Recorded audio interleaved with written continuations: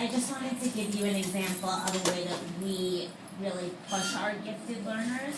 So I know in the second grade they ended their year last year doing a study on being a good citizen, and they picked different areas in our community, but then to push our higher level learners, they went to like issues in the world.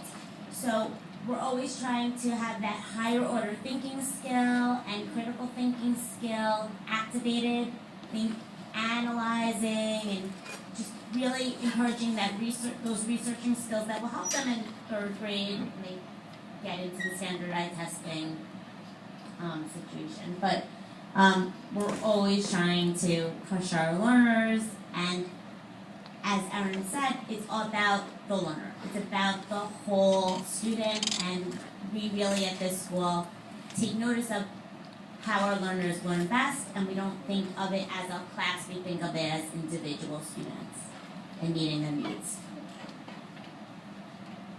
Do you guys have any other specific questions? The other thing too that we do in our building is before September rolls around sometime in June, the PTA in collaboration with the school has a meet and greet, so an opportunity to kind of hear a little bit of what was shared during the tour, but go a little more in depth about what to expect in kindergarten and answer some very specific questions that families have at that point.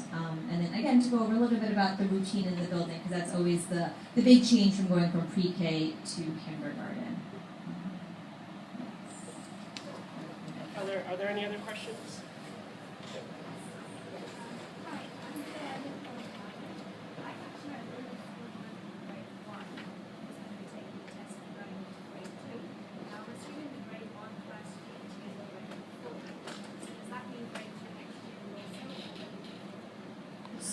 So it really comes down to attrition. I know that right now in first grade G&T, I believe one family or two families moved, but they moved after the deadline from when the G&T department was allowing us to accept some rolling admission. So it's quite possible between now and September that we have families that could move off of first grade. No, so what happened was that the wait list that existed for first grade, we honored up until around mid-October, and then at that time, the class was closed just because the DOE then kind of runs its numbers in terms of what you have at each grade level, and then you go through the process again for next year. So families will be notified in June, we'll know who the wait list is, and we'll work through the summer or until October 15th to fill every single classroom. Correct. And on this island, we do generally in every grade level have a handful of kids that kind of move out, move off the island. Another question.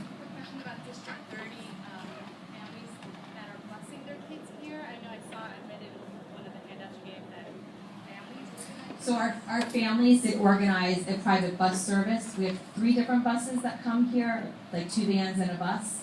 And it's a type of thing, once you get accepted into our program, we put you in contact with some of the parents, and together they kind of arrange where the pickup is.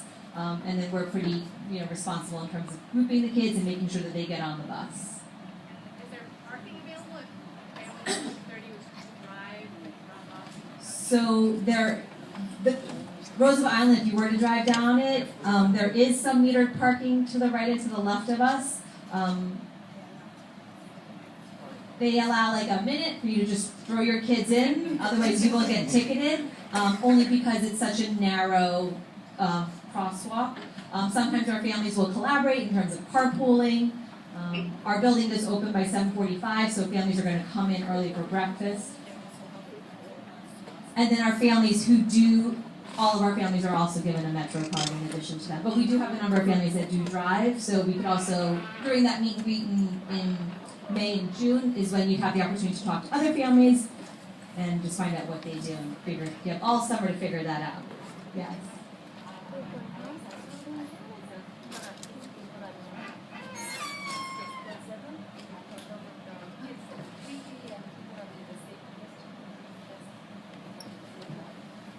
You're asking if it's the same exam?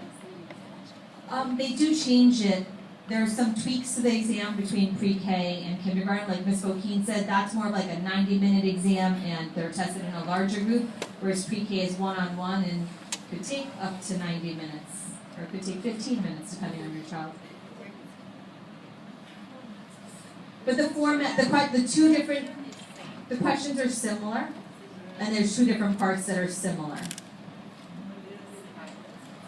You know, I don't ever look at the exam. It's Ms. Hopkins and the other teacher. Each year there are more questions, so it's a little bit longer. They have the same structure and format, but they are a little bit more complex. I think that's the best way to describe it. I think we have questions for us. Yes. So you have to finish the test, or if you don't finish the test, or you just graded on what you were able to complete, or So we don't grade the scores. Daniel would know. yeah, I'm kind of. Yeah, I mean, if the child doesn't finish the test, they'll be graded out of the number that they answered, out of the total number of questions. Yeah. Any other questions? So I guess just to close this all up, being a parent of a child myself who has gone through G&T testing as of last year, decided ourselves to have her as part of the Gen Ed program here. Although we're talking about G&T, I just have to commend Principal Beckman. PS 217's scores here and the curriculum here is one of the better schools in the district. So although we've been talking about the G&T program here, I don't think we should take away from the fact that they've made leaps and bounds and strides. And so if your child does not get one of the coveted spots of the 1% of the total many kids, you are in great hands here at PS 217, I can tell you that from experience. So that is Superintendent Beckman.